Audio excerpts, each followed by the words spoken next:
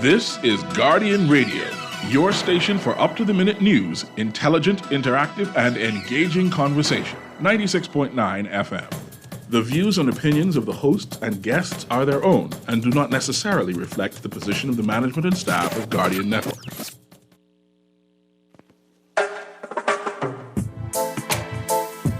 La la la la, la la la la la la la la, la la la la. Oh yeah, oh yeah, oh yeah, oh yeah, oh yeah. I represent Bahamian people. I from Nassau, Bahamas, big up Bintan, bro. Boy, I from Bintan, bro. Right between West and Augusta, where them two roads meet, they call it Wilkinson Street. Manners and respect was like a sign blank check. It seems the ones that coming after quick to disrespect. You see, this life in the ghetto never easy. So many hungry days break till it grieve me. But I doing the best I can, trying to turn my dollar to 100 grand. I represent the ghetto people. I from Nassau, Bahamas, big up Bintan, bro. Boy, I from Bintan, bro. Good night, and welcome to Guardian Radio 96.9 FM. I'm your host, Valentino, host of the talk show Inside the Inner City that premieres every Friday except holidays on Guardian Radio 96.9 FM. Telephone numbers tonight are 323-6232, 325-4316, and 325-4259. And you can text us, powered by BTC, at 422-GR96, and you can listen in wide cable on 969 Cable, Bahamas. And again, it's a pleasure to be your host tonight. And I want to say to all of the listening audience for the last weeks who have been having a conversation with as I travel through the Commonwealth of the Bahamas. I'm very amazed and very appreciative of each and every one of you who, meeting me, have told me that they appreciate the work that I'm doing. Nothing is more important than getting the good praises of people around the country in all walks of life, as I walk and people just hear my voice, Mr. Ramsey, and they're just telling me that on the show they have learned a lot about an individual. They have learned a lot about how a person can change their life. They learn a lot about fairness, like how I talk and I on radio, I'm always 50-50. I always try to have a balanced conversation when it comes to the church, when it comes to the inner city, when it comes to me. I criticize myself and all because, you have to be able to criticize yourself in order for you to be able to see what's wrong in other people's life, to show them that there might be some mistakes they're making in their life. But first you have to admit that you're making some mistakes, and then you would be able to make better decisions and become a better person. And a lot of people really compliment me on that. But I want to say to each and every one of you, I appreciate each and every one of you because those good words keep me going, and I appreciate each and every one of you. I have a very special guest in studio tonight. His name is Mr. Ramsey. He's advisory board committee at the Ministry of National Security, along with myself, under the tutelage of Dr. David Allen and his assistant, Ms. Kiva Battle, which are doing extensive work when it comes to the crime situation in the country and finding solutions. And Mr. Ramsey, who's in studios, has been a model citizen in the last 15, 20 years, but he also is a Bahamian, went to America, got himself some problems, spent some time in prison, but you need to hear his story. And we want to talk a little bit about that and to hear his story, but we also want to hear about the solution that we're providing for the Commonwealth of the Bahamas under the tutelage of Dr. David Allen and his assistant, Dr. Kiva Battle, which was presented at CARICOM. Now, it will be presented here in the Commonwealth of the Bahamas to the cabinet, to the Honorable Philip Brave Davis in the capital of the Bahamas on some strategies and some solutions that concerns the country. And there are many people on board the committee. I can remember some Cleopatra Christie, Terry DeLanzy, Eric Fox. We have Pastor Higgins, who by far is one of the greatest community leaders in the country. He does his part in his particular constituency. He does his part. So many great persons who have the experience and capability of carrying the country forward as leaders, are part of the committee and has been given the committee extensive information to the Minister of National Security. And I think that we're making some slow progress, but some progress. So I want to say a special thanks to my partners in the inner city community, Bahamas Ways, Franny, Keith Sands from Rotary, and Mr. Russell, also from Rotary, who's the outgoing president. And all of them are part of the Rotary. And I'd like to say to the Rotary Club of East Nassau, which is the greatest Rotarian in the country. They support me, been supporting me for years, and we're getting to have even a better relationship. And they're helping me clean up the area and do some programs in this community. And we're going to see a lot of progress in the upcoming months, and you're going to be very pleased with the progress in the Grandstand community. So let me introduce my guest tonight, and we could go from there. Yeah, awesome. Scrooge, so thank you so much, man. It's an honor and a privilege to be I can't here hear with you. Let me see. Go ahead, talk. Mic check. Go ahead, try it on. Yes, I was saying that thank you so much for having me, and good night, our fellow citizens of the Commonwealth of the Bahamas. Thank you guys for allowing me to be a part of this this beautiful show. Yes, my name is Ramon Ramsey. I am a native Bahamian, and as Scrooge said, I was born here in the Bahamas. I actually grew up, Scrooge, on Wolf Road, across from Lucky Food Store between Market and East Street. And so those are my stomping grounds as a child. But, unfortunately, my mother being a victim of abusive relationship while I was 5 years old, my siblings, my mother, my two younger siblings, and I, we fled to the United States. And as a result of that, that's where I got into, certain forms of corruption, Go ahead. Yes, sir. Yeah. So, when we got to the United States, of course, my mother, she didn't understand the terrain at all. That was a brand new place for her. And so when we got to the airport, we ran into my father's brother's wife. She was also coming from out island. So we met up at the airport. I can remember when I was 5 years old, my mother started crying, when we were standing there, man, because she really didn't understand or knew where we were going. My mother left the Bahamas with $600 in her pocket, and the most valuable possessions that she ever owned, which was her children. And so there we was, man, in the airport with my Aunt Eleanor standing there, and she was like, "Weeze, what you doing here?" And, my mother broke down crying and said, I'm running from Rudon. And that was my father at the time. Years later, I would find out that he was abused because his parents died. And as a result of that, he became the hurt person that others, projected when they projected their hurt on him. And so there I was, man, 5 years old. We stayed with my uncle for just a short period of time, because, of course, when we got there that night, he was like, "Man, what they doing here?" And him and his wife got into a fight that night. And so while they were going through what they were going through, of course, we shacked up for a couple of weeks. First 3 weeks, my mother, she got a job. Mama used to literally walk from Laifaki to out east, if I could use that example, just looking for gainful employment. She didn't understand the transit system. And as a result of that, when she got her first job, the first thing she did was bought a car. She financed the vehicle and was paying something like $25 a week. I thank God that she had got that car, because a couple of weeks after that, that car became my home, Go ahead. Yes, sir. So again, that car became our home, Scrooge, and we literally used to sleep in front of what we call Piggly Wigglies. That's the equivalent of your Super Value over here, or Solomon's grocery store. And yes, sir. Yeah, we good? All right, Yeah, mic we good. check? Okay, Yes. we on over here. Yeah, Okay, we all on right, over there we go. We had to share the mic first, but we made it work. That's how much we love the people. Yes. That's what soldiers do. We make it work. We make it work. Yeah. So as I was saying, so that car became our home, and so we literally used to sleep in front of a grocery store by the name of Piggly Wigglies every night. And my mother was so strategic, because as soon as the law enforcement used to ride through the parking lot, right, just to make sure no one was vandalizing or breaking into the grocery store, as soon as he exited the parking lot, Mommy would strategically drive right behind him and find our spot for the night. We slept in that car for about 3.5 months.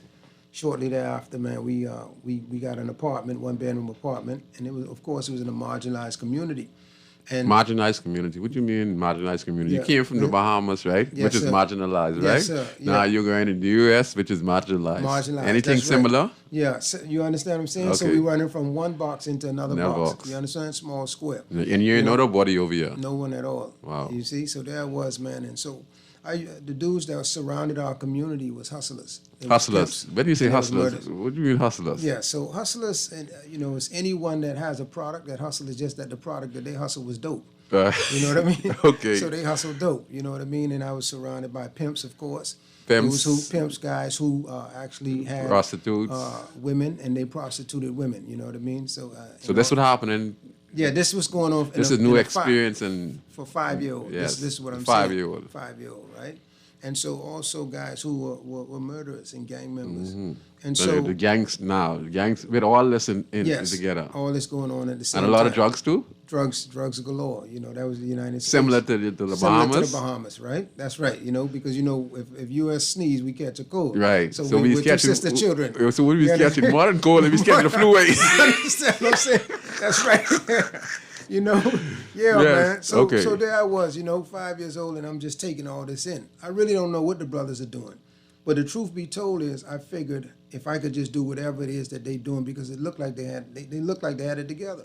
I said I could at least stop my mother from crying. Because one of the things I didn't share, if I could back up a little bit, Go ahead, when we go ahead. slept in that car, I used to watch mommy cry like every night. Yeah, she's crying because when she look at you guys, she wanted to provide the best for you guys. You could be in a nice house, 2-3 bedroom with the bed and the TV. Not in a car, and so it makes her feel less than a woman. Yes, especially coming from the Bahamas. Yes. Everyone less than else a doing woman. well home. Yeah. And here there's she in the city of dreams, the United States. Line was of sleeping in the car. opportunity and sleeping in the car. So the shame, yeah, the guilt, shame and the guilt, the rejection. and then looking at you kids, you're looking at the kids in the car. You can imagine. Yeah. And a desperate woman, who loves her children. Yes. She would jump in the water with an alligator and Yes, save sir. that child's life. So true. You understand? Yes, sir. She'd go in harm's way to protect the child. They show a woman on Facebook lift a car off a child. Yes, I saw They don't that, know man. where did she get the strength from? That's Is superhuman that- strength. is that Mother's fake or love, that's not mother's real? love. That's real, man. That was real, Mother's right? love. That's right. Out of body. Oh, no, boy, she didn't Yeah, know where for she get the children. strength from, right? You That's watch it right. too, right? Yes, sir, Okay, man. see, Yeah. it's the truth. The strength, she didn't know man, she saw a child, man, look at she. Well, go ahead, my brother. Deep, man. Yeah, Scrooge. So, man, I seek to be the best, whatever they was doing. Uh-huh. I wanted to become that. Again, in my 5-year-old mind, I was a man child. So I said, listen, if I could do whatever those brothers doing, I could at least stop mommy from crying. They had the best cars. They had the best clothing. They had the best everything. So I thought, and so from the ages of 5 to, 16 years old, that's exactly what I did. I became the best version of what those brothers were doing. So what you saw, you became a version. That's what I became, product A of my version environment. product of your environment. Yes, sir, that's what I became. Because that's your teaching. That's like in school. Because That's this is where you live in. This is what you're seeing across the road. This is when you go to the food store. You're seeing someone get shot. You're seeing someone get robbed. You're seeing prostitution. You're seeing guys selling drugs. You're seeing guys getting beat physically. Yes. You're hearing a lot of verbal abuse. So all of this is manifesting in your mind. But you're seeing the survival here. And Exactly. yeah, okay. Yeah, because children learn, to be honest with you, we always tell children, you do what I say. But children are visual learners. It is true. They watch what you do, and they emulate you, And so that's exactly what I was doing. And this was in the U.S. This was in the U.S. What if I tell you what you're saying right now? It's the same thing happened in my life. Yes, sir. Wow. There's nothing you're saying different besides you being in America and I being right in the Right here, Bahamas, right here in in the Bahamas, Grandstand. Ain't that something? So it doesn't make a difference where we at. If The we're, environment is not fit and has the right tools, you would be seeing the same cycle over and over again. But so go true, ahead. So true. No, I agree with that, man, because like I said, between the ages of 5 all the way to 16, Scroogey, the streets gave me a name, Al Capone. Boy, that's a big boy. If you get a name like that, you gotta be doing something right. Yes, sir, man. Al Capone. You know, and in the streets, you know this well, Scrooge, that bad is good. Yeah, bad is good in the And streets. good is bad. And You know good what I is mean? bad. Yeah, That's true. You're right. So I was rewarded for being bad. It's more like you're doing the devil. The devil work is more rewarding in the city communities and in the Exactly. streets. Yes, sir. Yes. You know, and so I lived up to that name. You know, of course, I seen this as much as you have, man. People murdered in the street. You know, I had at least 6 assassination attempts on my life. You know, when guys, I'm sitting in the car, rivals shoot the whole car. But by the grace of God, right? At first, I thought it was me being evasive, or not, you know, being shrewd or slick. And But getting then- away. Yeah, getting you figure away. out I you figure out in go the there. long run, It's you know? 23 times for me or more. Yeah, Getting shoot wow. at with a different rivalry. So Yes. we on the same page. Exactly. And you figured out that getting shoot at that Yeah. you thought like you was invincible or evading, but you Yeah. go ahead. What you felt after a while you saw there was an intervention with somebody, right? Yes, sir. Or See, something. Because I came to the end of myself, man. You know, Come closer to me. Go yes, sir. I came to the end of myself, right? But I'll give you a little more of the story before we get into Yeah, that. and then before our you get to the end of solutions. yourself. And so, you know, I used to journal a lot. Whatever I saw in the communities, I was a You write young down. rapper. Wow. You know, and I used to go into music studio, and going into that music studio, I'd do 3 takes, come back, then do block parties. You know, I was just writing what our story was. And so as a result of that, I started at 19, I had acquired about $1 million. Wow. Yes, sir. And so I took the skill that I had from journaling or writing as a young rapper, young hip hop artist, and I had a bigger vision. I said I didn't want no moms and pop store. You know, I didn't want to do what I saw the average dope dealer did. So what I did was I went into Savannah State, that's in Savannah, Georgia. I found guys who were going to college for engineering, going to school for management, going to school for production. And I stepped to those guys and said, listen, do you guys want to join my team? And we started, and they said, yes, of course. And we started Sloppy Tight Entertainment. Wow. I was one of the only young brothers that was inking a deal with Blockbuster Video back then in the 90s. Stop that. Yeah, man, I was on my way out, you know? Yeah, right Wow. there, you know? Yeah. Man, amazing. Yeah, you know. Amazing. Yes, sir. You know, so on my way out, $1 million. of course, yeah, man. You know, I touched it. You know, and so, but I wanted out though because I didn't have no peace in the process. Why you say no peace? Because I realized, Scrooge, I used to be in. One time, I spent Christmas in 3 states. Right, I would find myself waking up in the mountains of North Carolina, flying down to Florida because I yearned to be in the streets among my peers who wasn't doing as well as I started to do. Right. And then, but when I got down to the Florida, Miami, driving through the hood or being around certain people, I wanted to be in Baltimore. So I realized later on, I'll tell you the story, because I was incarcerated, I was running from myself. So I realized that I had the money, I had the women, I had all the fans, the people calling my name. But even in the crowd, I was still lonely. And same thing familiar. See? Get to the top, be a top gangster, one of the top gangsters. Yes, sir. Selling a little dope, Yeah. get a few girls, but you're running from something. Something, Because doing wrong or doing wicked, Yes. you never gonna be satisfied. Never satisfied. No, you're not gonna be in peace. Never, You're gonna never be be in cursed. You're gonna be miserable. That's right. Bro, That's miserable. right. Yes, sir. Wherever you go, police could come. Yeah. I say you could be. Listen, you could be living in the suburbs and the police still could find you. You don't know how. It's just Yeah. that you get a bad case on you. Anytime That's you right. go against Yeah. the principle of the father, you're gonna be cursed. That's it, man. Forget about it. That's If you don't go and do what's right and live accordingly, you're gonna be cursed. Ain't no question. I don't See, care where you go hide it. That's right. You can't make wrong right. No, you can't, plant no. apple seeds No. and get oranges. You know, and so like the scriptures say, whatever man reap it. And then it tell you, don't be deceived. Whatsoever man sow it, that's what he'll reap. That means whatever you do to somebody Yeah. or whatever you think it or Yeah. whatever, it's coming right It'll- back to you. it'll come back. So if you do good, good come back to you. If Good you come do back. bad, Yes, sir. bad is gonna come back Most to you. definitely. All man. right. Yeah, man. You know, so I was working on my exit strategy, man, during this time. Your exit strategy. Now you Yes, you sir. had enough now. Yeah, Just like me. want Yeah, out. you want out I now. want out. Ain't no peace. You Yeah. know, I figured, well, at least let me level up a little Yeah. bit. Let me get into my music. I found a love for telling the story of the community. You know, so I became, through my music, a community activist. Wow. I would express the police brutality. I would express the injustices that was going on. What's good though? You see what I'm doing? Yes, I'm doing sir. the same. I'm doing the same thing, and we can talk a little bit about Yes. the police situation. We Yes. can talk some good. We can talk some bad if you want to contribute to it. But go ahead. Yes, sir. Yeah, man. So to speed it up a bit, Scrooge, I was indicted though in 1996 Indicted. I was indicted. Boy, when you indicted, but Yes, you did sir. some big charge. And then I was indicted by the FBI. Oh, for that man. matter. You don't- did don't with get much federal- higher. you did with sir. federal Yes, time. sir. The federalities. They call them the alphabet boys. The Alphabet You Boys. know what I mean? And so the first indictment, they indicted me because another guy implemented me. And I was facing 10 years to life. You know, no drugs, no guns, and nothing like that. That's the Right? RICO. The RICO. That's like the where they RICO. came- Yeah. First, they came with the distribution, and then but I beat the first indictment because after we suppressed the evidence, Mm-hmm. of course, there wasn't no audio or video like they had alleged. And then after I beat the first indictment, then they came back with the conspiracy. Yes. They would have done the RICO, but the RICO required 5 or more people. Yeah. And they couldn't find 5 or more. You know what I mean? So Yeah. conspiracy is equal to RICO, but easy to prove. Yeah. And so that's what they did. They indicted me on the conspiracy, and I was facing 57 years to life. 57, man. 57 years to life, man.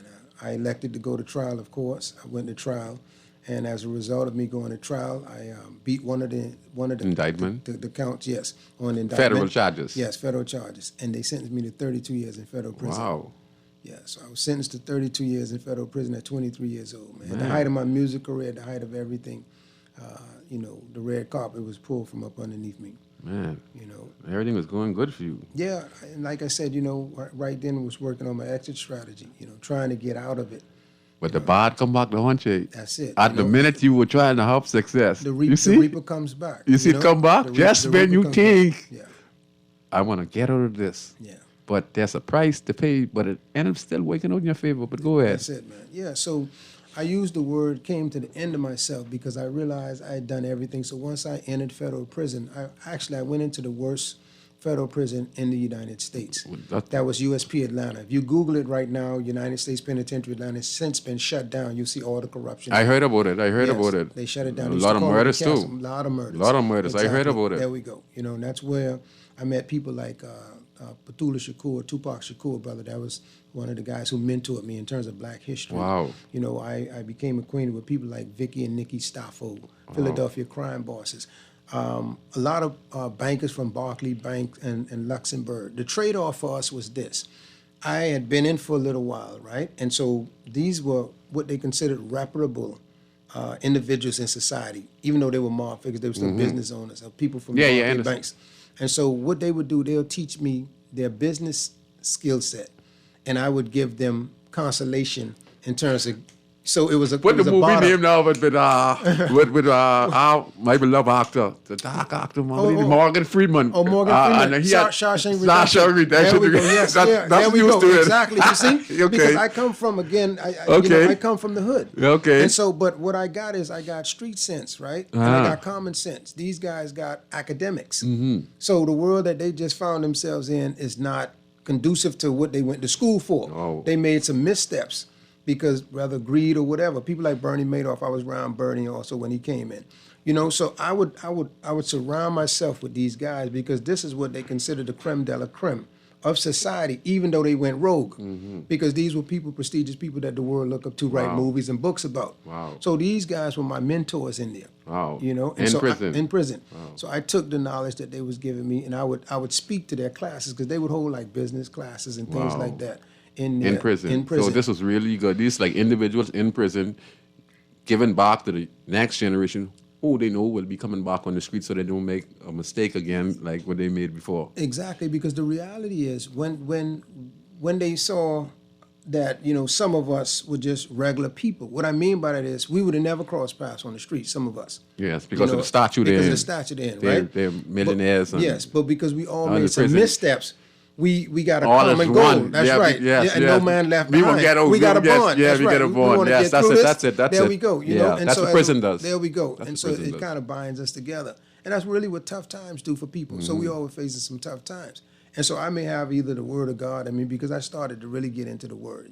I wasn't really on religion. And I'll distinguish the two, right? Religion is where we know God, we believe God, okay? But, James 2:19 say you believe that there's one God, you do well. Even demons believe and tremble.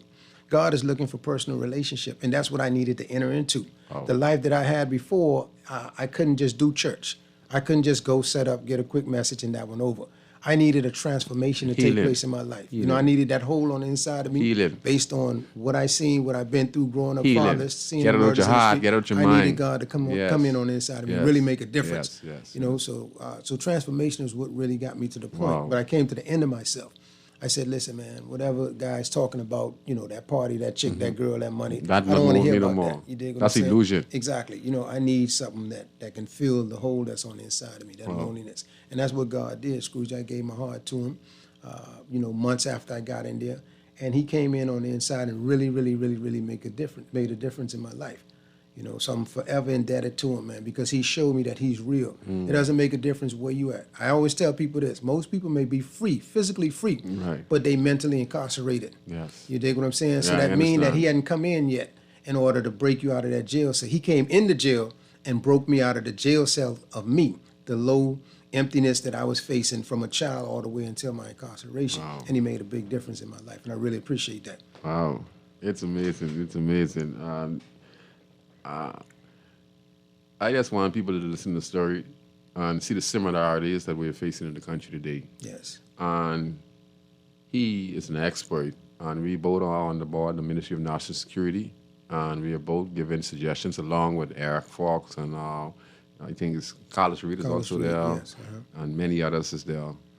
And this gentleman, you know, he is on board the Ministry of National Security, and I feel that persons like him are very important to be paid consultants, even though we're doing it free.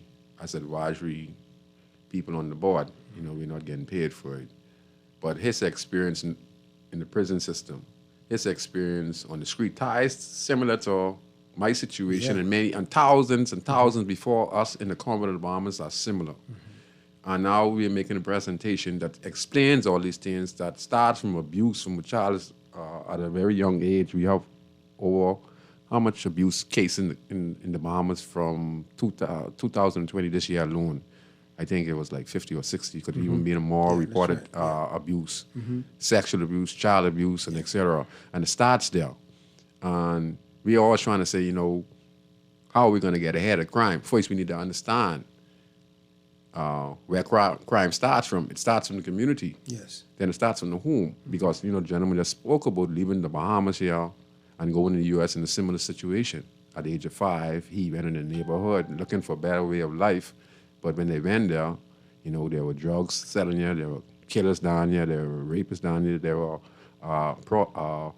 pimps selling female, you know, and he learned these things in that particular community. And same thing happens here in the Commonwealth of the Bahamas. And most people would say, well, you know, that's because you made that choice. Listen,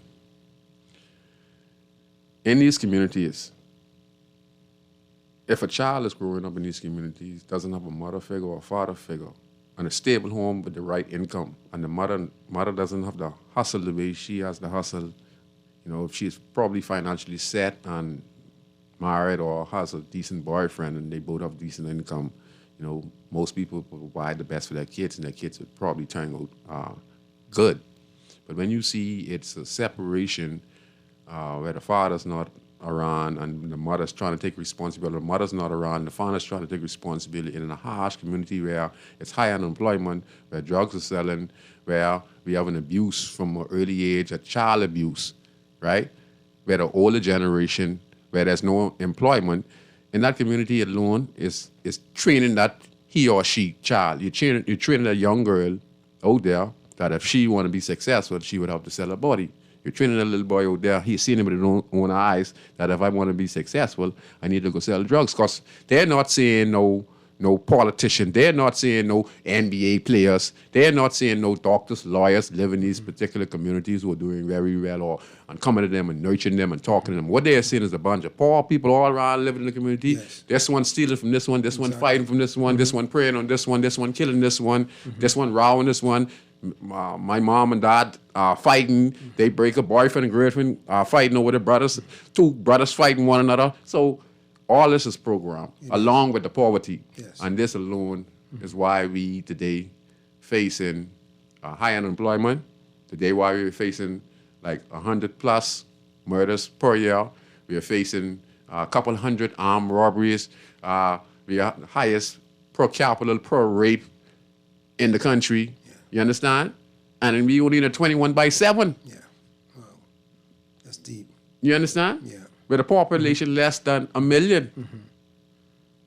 You understand? When we is one of the richest Caribbean countries in the world, dollar for dollar with the U.S. And right now, the Bahamas are going to be even richer now because, Kamala Harris, the vice president of the United States, was down here and she want a better relationship with the Bahamas. So let me show you what's going to happen to us now. Just because Russia formed an alliance where they're trying to get rid of the U.S. dollar, that in that part of the world, the U.S. want a closer relationship now because they don't want the Bahamas to be in alliance with Russia. So they're going to have a stronghold in this country. That means the U.S. money is going to be flourishing in this country now. So true. It's going to be tripling in this country now. So this is a great opportunity for us in the Caribbean and Haiti and Jamaica right now to take advantage of the opportunity that's going to be presented to us. Only if our leaders understand that they're going to have to invest directly and get the crime situation, each and every country, down. Yeah. And you're going to have to invest serious money into it so that you could invest in persons inside the country who are doing programs, help them so they can help themselves, so they can help others in these pockets around the country. Yes, sir. And you are very important. I hope that, you are part of the Ministry of National Security, that they understand the importance of us and say to ourselves, man, we have given them top-class information that they're going to present to Parliament. Okay? We need to get paid, man. Yeah. But it's not about getting paid. But if the Prime Minister of the Commonwealth of Bahamas is paying, they're paying consultants in the millions. But what happened to us being his consultants? Yeah.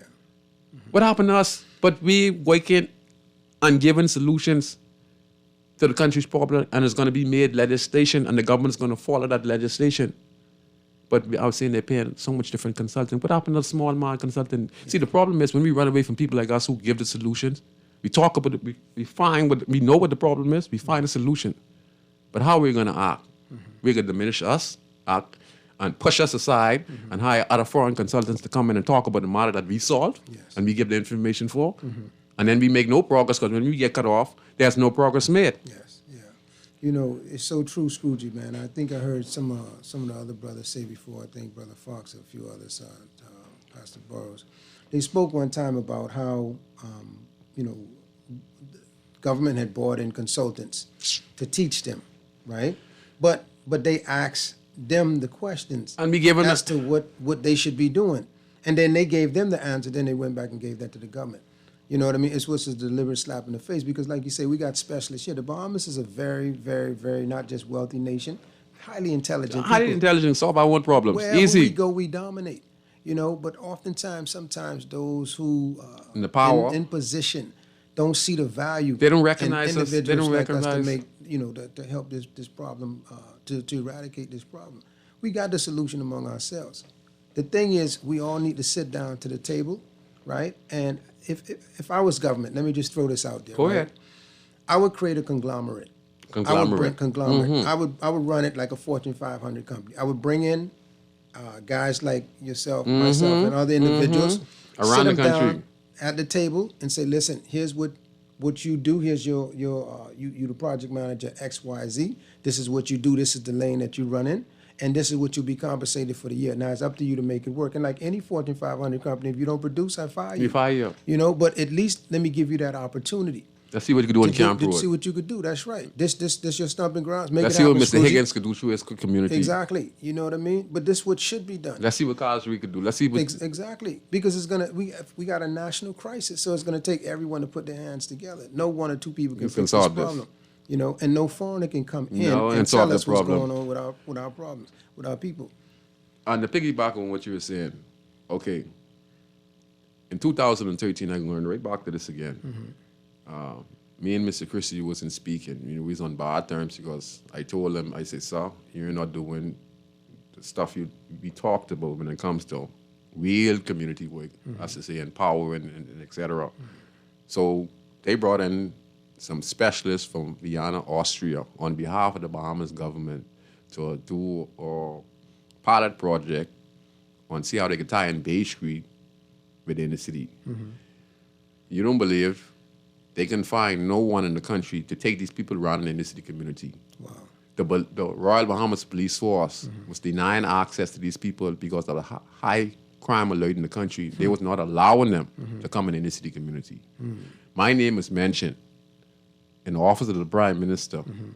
And when my name is mentioned, I already took many people over the years in the crime infested community, and they were treated with the utmost respect. And my name is mentioned. And when my name is mentioned, the Royal Bahamas Police Officer, oh yeah, man, that young man, he works in this community. Everyone knows him around there. We would allow the students from Vienna, Austria. Call it coming to you right now. We would allow the students from Vienna, Austria, to come into the community, along with the University of the Bahamas, along with people like Rosemary Hanna, Miss Palm Burnside, and et cetera, a whole heap of people, you know, from Iran, the office of the Prime Minister and all. And we did a walkabout on a program and study and research for about 6 to 7 months, okay? And listen to this. The students from Vienna, Austria are considered the most smartest set of people in the world. And when you see the cool spot that they're doing the repairs and the sidewalks, the Archbishop William Thompson Park, the development of downtown, all this was a part of the work being done by myself as a community leader. I took them along with my friend Nate McKinney around in the inner city community. And you know what they said? They did the Urban Design Lab, which is the Overland Initiative, tie in Bay Street with Odell, to create empowerment for the inner city community in Bahamas at large. Yes. You know what the people said? The people said that the best work they ever did is when they came here in the Bahamas and worked with me. Wow. Here in the Commonwealth of the Bahamas. And they asked me, said, are you getting paid as a consultant? You know what they told me? They said, we make close to $1 million a year. If you was in our country, you would have been a millionaire. So you would have been a hero in our country. That's the truth. Scrooge, all the guys that was incarcerated with me that's out now, they're motivational speakers, they're empowering communities, and they're doing well for themselves in the United States right now. Let me see if we take this call. Caller, go ahead. Hi, how are you? Good night, good night. Rich, I can't pronounce your name. It's Valentino Brown, but it's... Okay, Mr. Brown. I've been listening to you for some time. I don't call it often as I could or should. You can turn on your... I know you're a man of the community, and you do a lot of stuff, right? So just have one question. When you're doing your initiative in your community, do you have to pay for the usage of, I don't know where you do it, whether you do it on a park or wherever, do you have to pay the government for the use of that area or that space? You mean if I have to pay them? Pardon me? Excuse me, you saying if I have to pay... Let's say you use in a park in the community as a resident, right? Yes, ma'am. To do an initiative. Do you think it's fair that you have to pay the government? No, for the use the park? Yeah. No, mom, no, sir, no, mom, that can't happen. Wow. That can't happen. You can't pay... I'm telling you. No, not the this public is park. something we're dealing with now.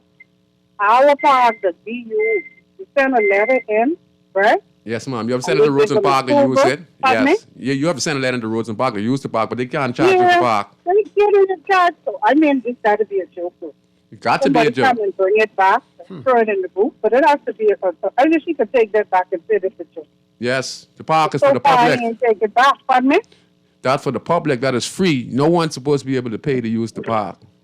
I said, you having a community initiative, and you have to pay $1,000, What? not $100, No. That's a joke. That got to be a joke. That person must... I am telling you now. It's to be continued. That's all I have to Yes, say. Okay? yes. You push that. You push that, ma'am. All right, You push sir. that. Yes, ma'am. That's Okay, wrong. thank you. Thank you very much. That's wrong. Yeah, that's terrible. You know, as Wow. much as we need people to do community programs in the community, Yes. and now a group wants to use the park to make something happen positive for the community, And you're charging them. and you're charging them. That's crazy. No, man, that's not right. That's not crazy. right. We need as much people who are doing positive programs in this country as possible. Yes, sir. To have free access to the parks, and and try not to charge the people fee when giving away stuff to the kids and stuff right now. I I agree. That's crazy. You know? Scrooge. Wow. Wow, that's crazy. Man. Where we were at? Yeah. Where were we, man? I think we were just talking about how we have the CERM solution right Right. now among us. In terms of coming up with comprehensive plans and approaches to resolving some of the issues and plights that we have here in our country. We're on the ground every day. Like you say, we're doing this for free. We're doing it anyway. So why not, gather that intelligence and put us in a position where we can be empowered to empower the community even more. And watch this. This is pass on, because if we were to get empowered and we giving them information, there would be other people who step up as other community leaders. But we would study them and teach them. What I mean is that, you might want to say you want to be a community leader, but you might want to be into money. Yeah, that's so right. we could figure you out and say, hey, I don't think he's appropriate for the job. There we go. I don't think he's just trying to do it for the money. We're not interested in that. Or he's doing it for politics. Yes. We're not interested in that. We want people who's sincere. Yes. They could get their sniping, but they making progress in their community. Exactly. They don't have no favorites. Yes. When they get a sniping, they go door to door. They find the problems and try to fix it best way possible. Yes, sir. You know what I mean? They're not being biased towards nobody, because, listen, I'm not biased against nobody in my community. You don't have to like me, but anyone can tell you, I still can help you the best way possible no matter what, because I understand that in this process it's not about me. It's about me. What I say is about me showing people that this is the way to live as a human being. And you've been doing it for And quite that's what some I've time. been doing, yes. Scrooge, I applaud you, man. Yes. The work that you're doing, Yeah. in your community. I don't believe I better than nobody. I stay walking barefoot. People look at me. I grind my hair now, so I look a little picky now, So I say I grow my hair now, so I can look a little picky for a little while. But Just being original. yeah, That's just it. being And original you, now. you Yeah, know, I want to that's get my right. bearings back, Yes, my sir. antennas back. There you I hear go. the hair's antenna. No, that's right. That's a fact, though. It's antenna to give you senses, Yeah. But I didn't even notice, hair does not die. Yeah. I couldn't believe it. And you Hair know does not die. Even when you die, hair does not die. Wow. That's crazy, eh? It's amazing. It does not die. Yeah, wow. Wow, crazy. But Yeah. anyway, you're so, doing so much to science, right? Yeah. And Mr. Ramsey, you explained a lot. You talked about the situation similar to the Bahamas, our life intertwined. You talked about how much time you were shot at, and then you get to find out that, you thought you was elusive, but you find out there was a divine power saving you. And I guess you figured you got shot one time or two times, and probably you should have been dead. Me, 23, 24 times, or even more than that, I've been get shot at from rivalries. That's when I realized that I thought I was the baddest out there. But then I realized, I say, hold on now. If I supposed to be one of the baddest, how come people taking shots at me? Wow, ain't that something? So you know what that meant? Them guys just like me. Ain't no And if I don't watch out, one day I could be in the grave. Ain't no doubt, man. So I had to come to realize that, hey, that's just an illusion. The devil got me, but you guess what I say? Guess what I say? Time for me to find my way out. There we go. Got to You work your understand? exit strategy. Yeah. That's right. So you explain a lot.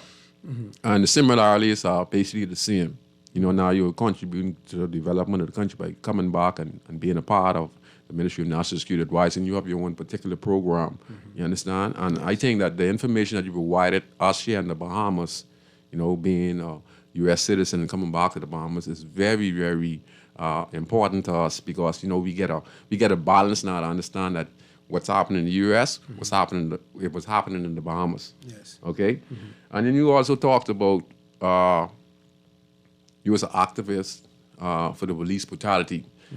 Why would you want to be an activist for police brutality when you live in a community where you see murders, you see drug selling, you see prostitution, you see pimps, you see all this stuff? Yes. Why would you want to be an activist to speak out against police brutality?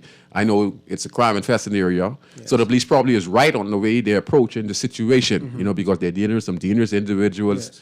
So, yeah, I'm trying to be a devil's advocate no, now. So the police yes. probably is doing their job the right way, Yes. or they're doing some things wrong. Yeah, well, no, I would say that, there's no one size fit all. No, okay, And sometimes we got to get to the root of a matter. okay. We want to understand the situation. We can't come at everyone with aggression. So- aggression will always be So met not with everyone in the aggression. community deserves to be gun pointed and leg down. No, there are not criminals at in the all. community, but Yes, you need they to are. approach each and every individual based on your research and based on their Exactly. background. Exactly, yeah, because I respect law enforcement 100%. Okay, I like where you come work from. with them. We making You know, sense. Go ahead, go talk. Yeah, so as a result of that, though, we have to understand that they're to serve and to protect. To serve and protect. Serve first, though. You see what I'm saying? And to protect. So Not- what's the serve? Well, serve is to understand that you've been employed by the citizens of the Bahamas, right? To be effective in the way you communicate, the way you interact, and the way you protect that community. That's so in other words, when you say serve, that means I miss and run a red light. The police put on their sirens. You know, it's a minor offense. Officer jumps with the car. He say, "Excuse me, driver, turn off your car, please." I say, "Yes, sir." And then he would approach the car and say, "Good night, driver. This is just a small traffic offense, but what is your reason for running the red light?" And then I'd say, "But officer, I was in quite a hurry and I was trying to go to a meeting."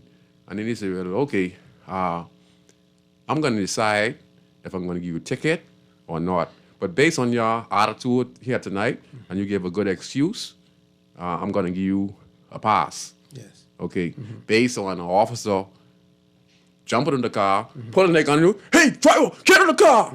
You know, you're in the car, and then you have a children in the car, so you know it's only a traffic offense. Yeah. "Driver, I say, get in the car, or shoot!" So I in the car, I go react differently because there's the officer. What I did. Put that your hand. Yeah, the same energy. Shut your motor. Match the energy. Shut your motor, officer. I say, shut your motor, officer. I say, you get. Yeah. So that's what you're talking about. There's a way to go about doing everything. Okay. Not because you're the authority means that you have to overexert your authority. Okay. You know, wisdom says, especially for trained individuals, of course, you want to go home at the end of the night as a law enforcement officer, right? And anyone in their right mind will want to go back home to their families, and I respect that. But you have to understand the energy that you give or the hate that you give, sometimes you'll be met with the same hate. Because you're supposed to be de-escalating the situation, but you make the situation worse because people looking at you as a what? But serve and protect. So you're supposed to be serving on how you approach the individual. Exactly. Because if you say the wrong things to the individual, I will get upset knowing that you're supposed to serve me, but you're not serving me. You are pressing me because I can't even ask you a question, officer. And then we don't know it. We all going through stuff, right? From COVID, just to relationship problem, stuff, whatever it may be. So the person may have a root cause. They got something they're going through. You know what I mean? The way you approach that situation could determine everything. You know what I mean? The outcome of it, that is. Okay. Yes, the outcome. I could use me as an example. It was in the newspaper. And I thank the station for not firing me. You know, I just recently got in the station. And I immediately had an incident about 3 years in where I got charged for 4 or 5 different charges. Disorderly behavior, resisting arrest, obscene language, and a couple other charges. And I got this, and I was completely innocent. It was in the newspaper. I won my case. I got charged. 9 months later, I won my case. The judge apologized to me and said that the officers was wrong. Let me just explain the instance, let me explain the incident. Everyone know about it. It was on Facebook, you know, because the news thing was coming to the court and they record everything. And here's the situation. I was doing some repairs on my building, my restaurant, what I'm building through Lewis Creek, almost complete.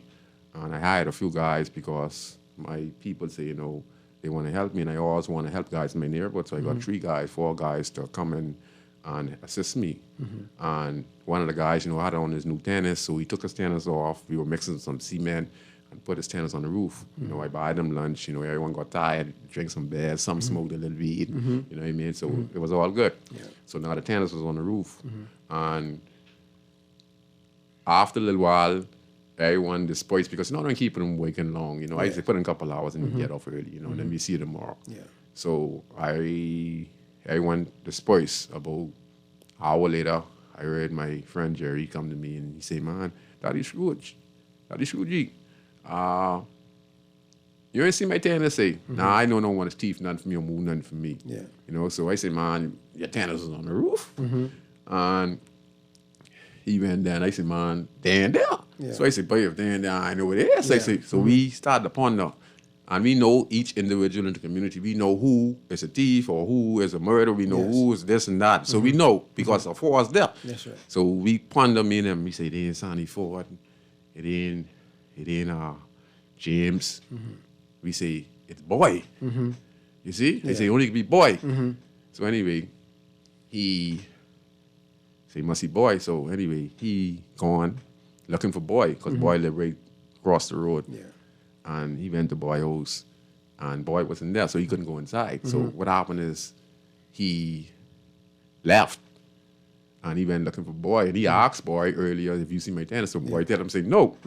So me and him, he come and called me, say, boy, I ain't believe him, Daddy Scrooge. I believe this nigga. I know he get my tennis. So I said, but I can't tell you he ain't get tennis. I said, yeah, he might, but I can't, I laugh at it, but you know what I mean? He said, man, don't laugh about this serious thing, right? So, so he said, I believe he get my tennis. I said, boy, I know. I said, you can't, if you ain't see him get it, and he said, don't put your hand on him, because you know what gonna happen, right?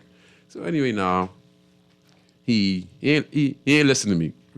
So he decided to go to the house. Because I was looking. So he going to the house. And the same time he going to the house, one little girl was on the porch, which is the niece of the guy who owned the house, who he accused of moving the thing up. So now he gone, because the little girl, we know everyone in the community. So he asked the boy there? So she say, no. So he say, tell me something. You see boy bringing any tennis in there this color? The little girl say, yeah. I say, boy, best bringing the tennis. Say, he got him high? Really? Oh, my goodness. What's this? Children. What's this? Goodness gracious. What's this? So she sure married the tennis is, right? Oh. So now, Jerry, I hear Jerry come, Daddy, see, I tell you get him. I tell you get him. So now this is a jokey part. This is a jokey part. Boy, we could lie. So now, Jerry by me standing up. So he said, boy, waiting to see him, boy. I could beat him so bad. I said, Jerry, leave him, man. Yeah. I said, let's leave him, man. You get tennis. He said, no, man. He just me tell us he ain't more to tennis and thing, how me accusing people and all that, man. You know what I mean? So I said, anyway, so boy, he come walking. He spot Jerry. He spot me. He come running down. Boy, Jerry is looking for you. Say, man, I go around the corner there, and man, I find a tennis. This nigga was hitting coke and he doing it. Let me put a whole story together, right? He got a whole story. So, me and Jerry hanging out, man. So Jerry said, boy, why you lie so much? So Jerry grabbed him by his shirt. And Jerry grabbed him. Jerry, excuse my language, right? I ain't promote no violence, people, but this the best I could do. I tell Jerry, don't chuck him up. So what you want me to do? I say, man, Jerry, slap him or punch him in the boat, right? So Jerry grabbed him and punch him in the boat. So Jerry go out to pick up a piece of stick. I said, don't chuck him, Jerry. I said, hit him with a stick across his back or across his leg, because you can end up hitting me head, right? Because I laugh at this, a jokey thing to me, right? Because, So anyway, he get on his shirt, get tear off his back. So Jerry whap him across his back, and Jerry pick up a ball and wrestle out together. But he punch out, loose. Must he make it with 150 miles per hour? Getting away from here. Yeah. Man. He was going to turn to a shortcut. Yeah. He was going so fast. He beat all the bush way across the road. Made a new path, huh? Quite right. Goodness gracious. But he got him off in the box, so I said, it's good for him. So, boy, he gone. So now I killed myself laughing. I said, boy, you see that? But he can lie.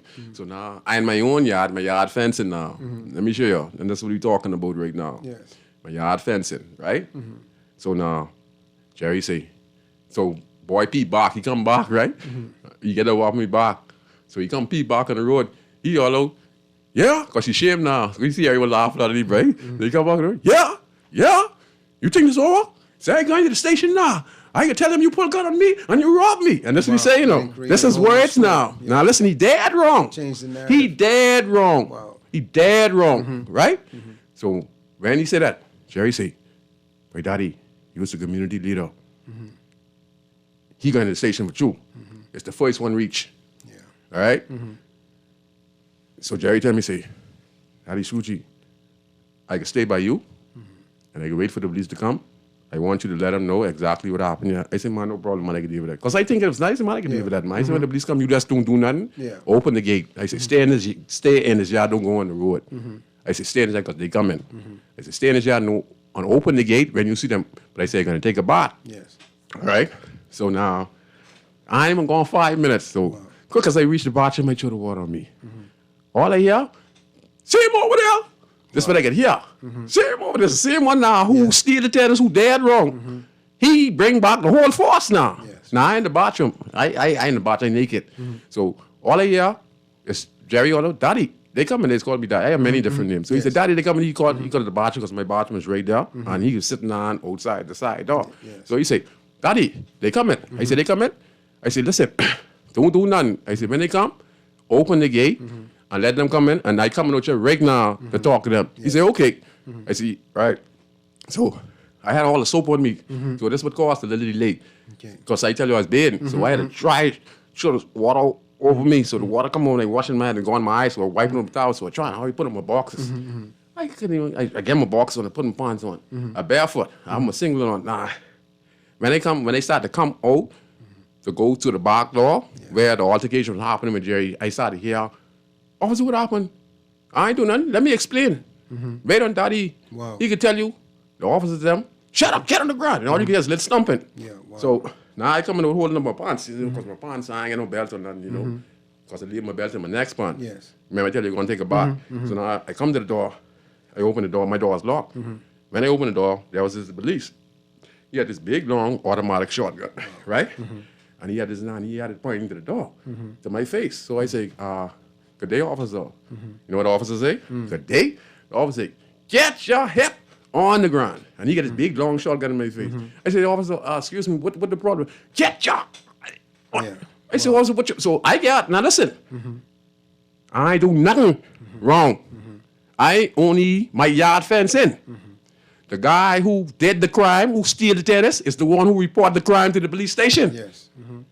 You understand? Now I ain't do nothing. New case. Now I get a big shot. I get police and armed police in the yard with my fencing yard with them knee on the back of Jerry with a big gun point in the back of his head, right? Me now, who ain't had nothing to do with nothing, I get a big 12 gauge in my face. You understand? So I moved the gun on my face. I said, officer, what the problem is? Officer, you know what? They said, get your hip. And I said, officer, going for what? I said, officer, give me a second. I'm going to explain that. This. I ain't that. Get on the ground. Y'all get gun.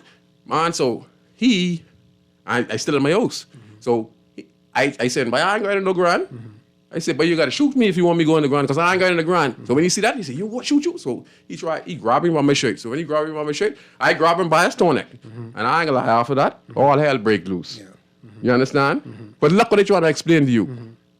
Huh? You think of them officers, when they reach my yard, fencing, they should have respect enough to stop that. Now I understand that this guy run his station and say someone rob him and put a gun on him. I understand them coming back like that. But you just said this.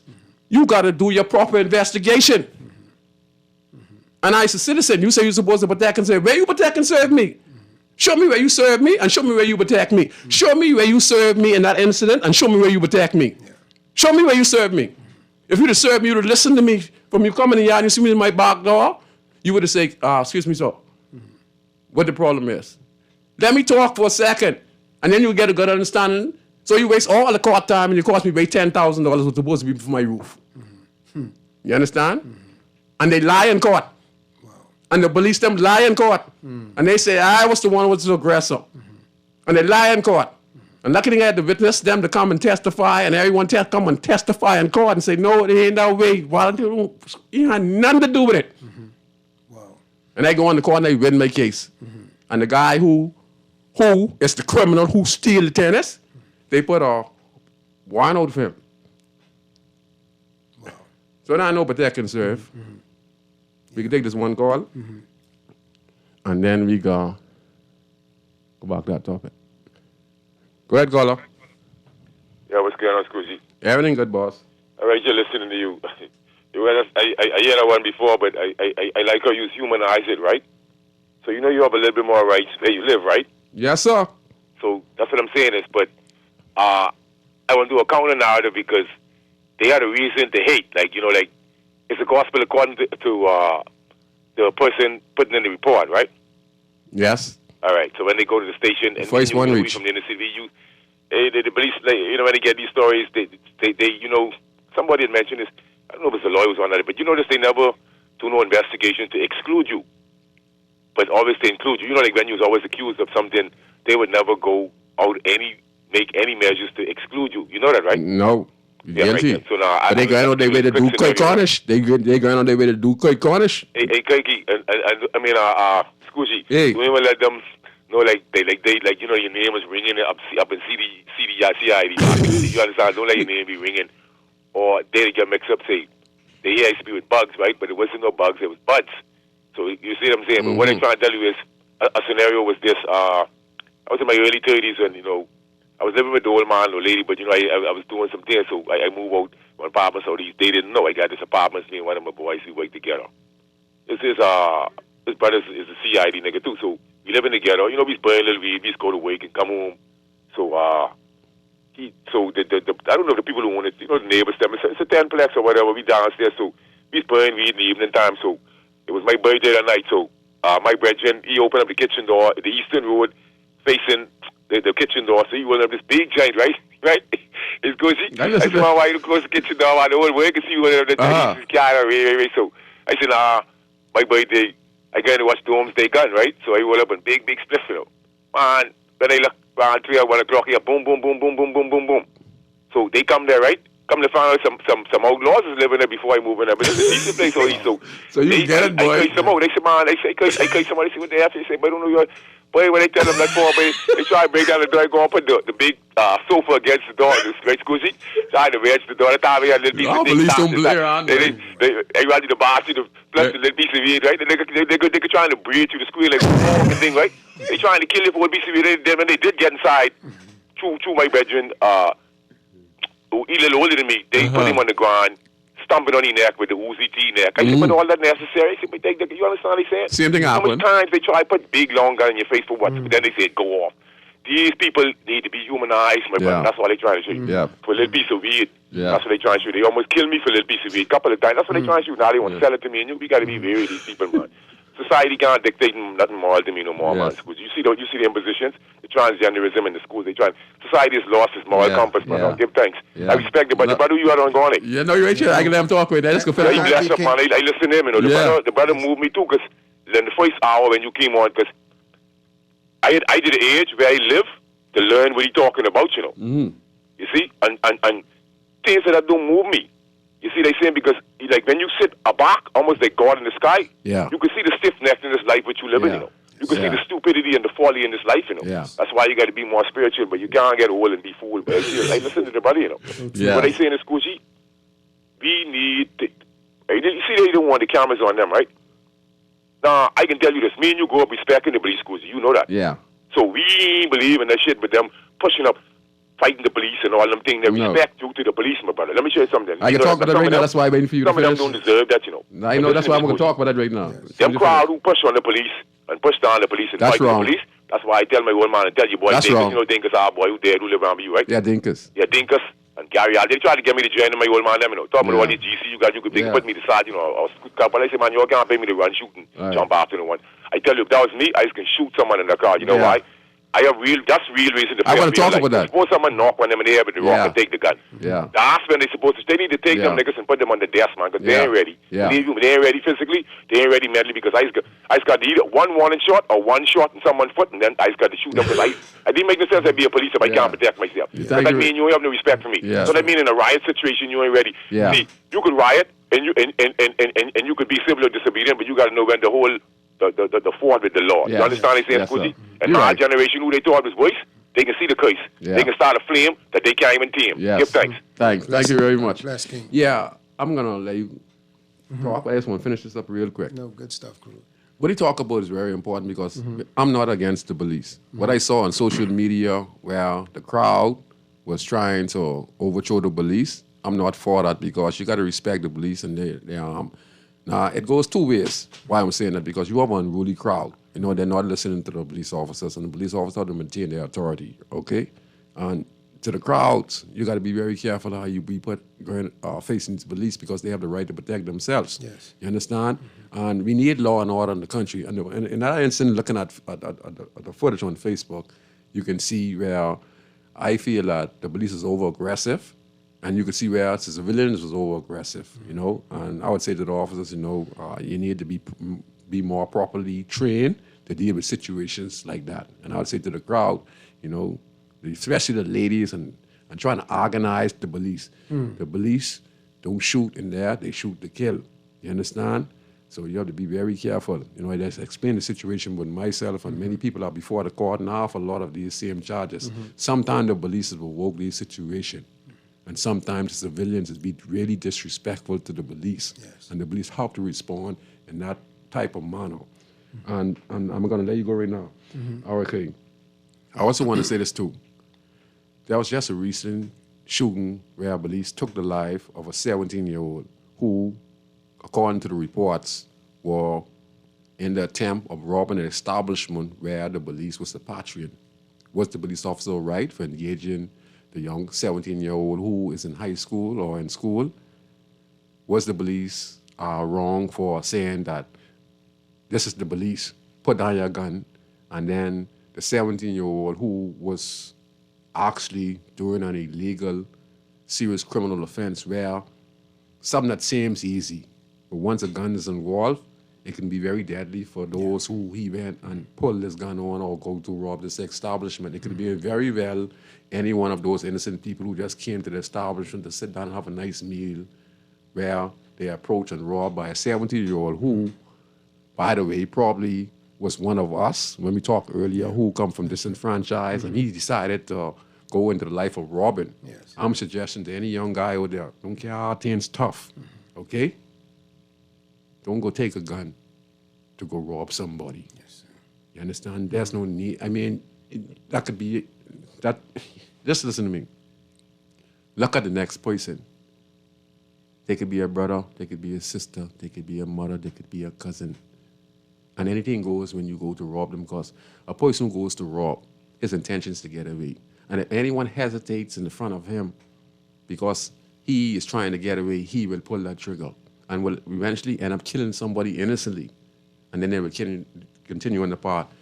So I'm saying the officer, to me, did the right thing based on the information that was provided by the news report and the news and the media.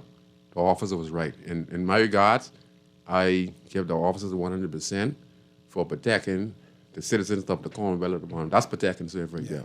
Because he also tried to save the young man's life by telling them to put down the gun. Exactly. And the young man was actually doing a serious criminal offense of armed robbery. Yes.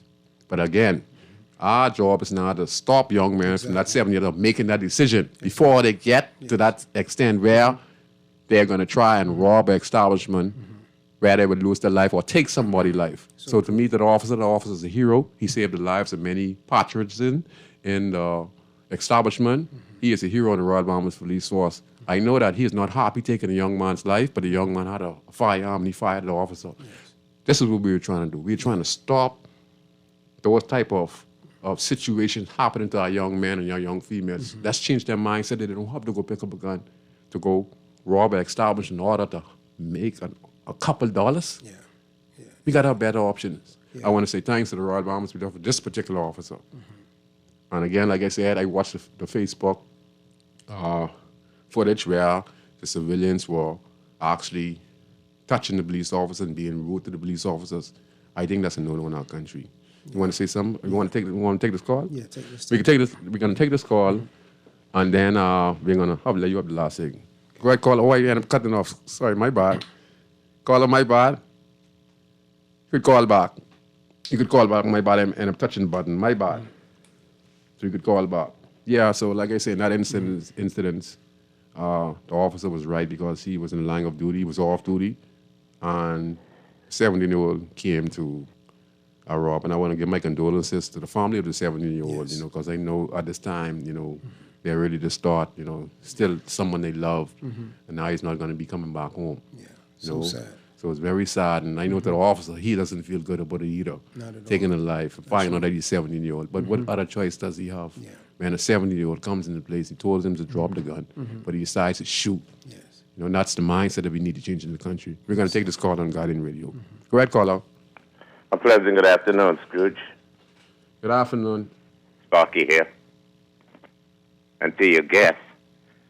But Scrooge, listening to you all talk about these situations, it almost scares me when compared to the time when I grew up.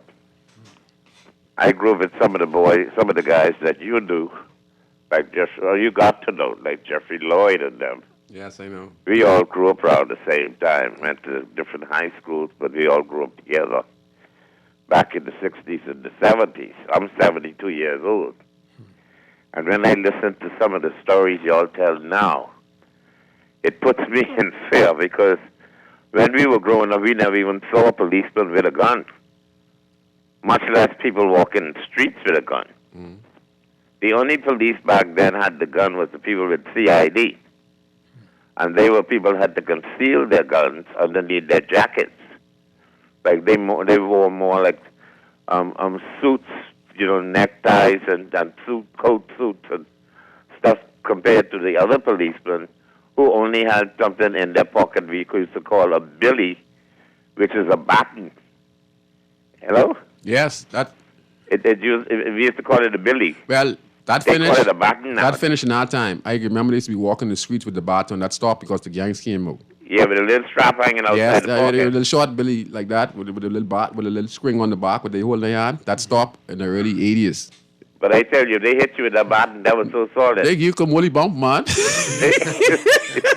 Let me tell you, if they hit you on your hand with that, they put your hand on the wall and hit you across your You know knuckles. they crack you in the head with that one, the hard and stuff, man. That's like getting hit with a piece of steel. And they used to put it across your boom too. Your bongi too, you remember? Or they hit anything with boners. Yes, sir.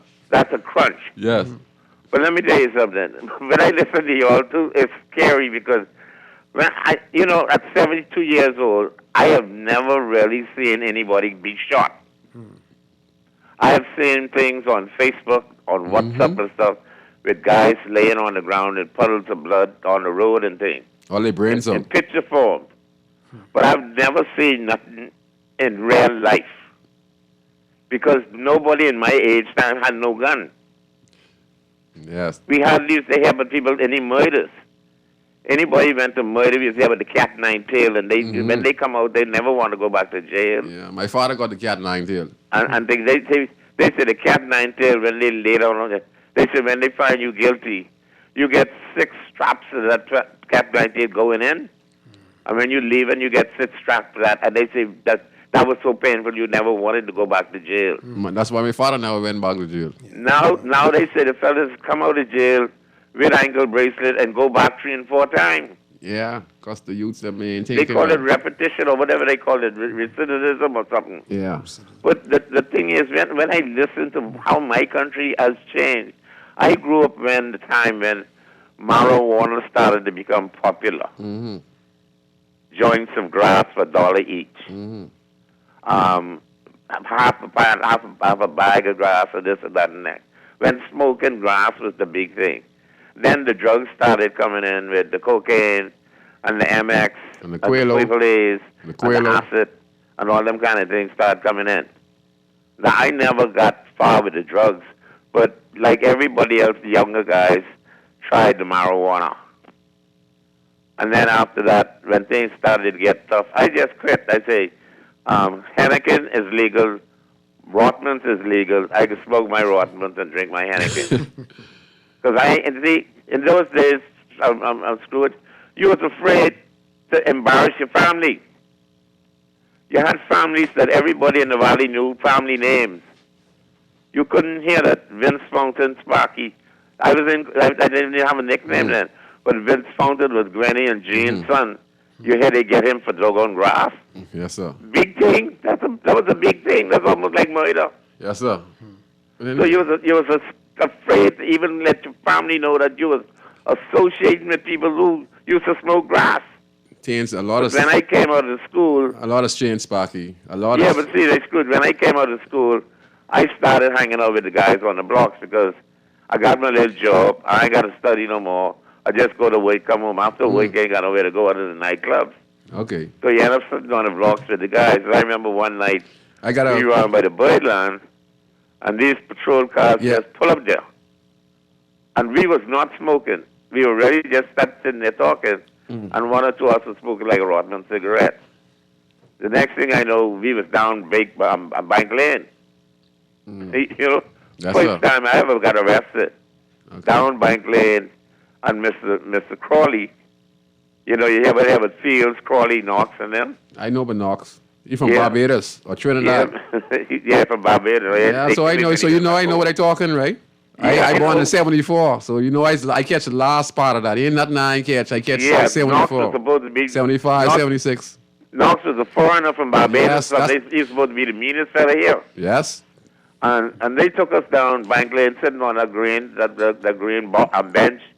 You got to sit up with your back up against that wall. But apparently, Mr. Crawley, he must be noticed my face looked like somebody he knows. So he said, "Who you is, boy?"